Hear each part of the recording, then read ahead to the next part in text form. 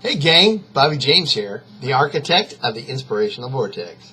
Hey, today on Fearless Friday, I've got a great household tip to share with you. Now, my wife and I have been together approximately 2,373 days.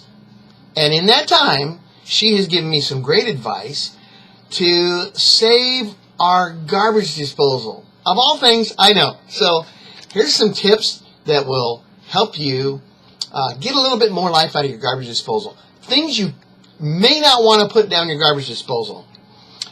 Eggshells, potato skins, coffee grounds, avocado skins, pork rinds, walnuts, watermelon seeds, bacon.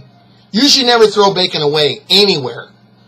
Coconut shells, truck tires, old bedroom slippers, dried up ink pens, her necklace, again, I didn't do it.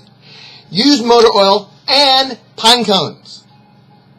Now the list goes on, but here's what I'm going to tell you. I'm going to make this really, really easy for you, and you might want to get out a pen. Here's a list of things you may put down the garbage disposal.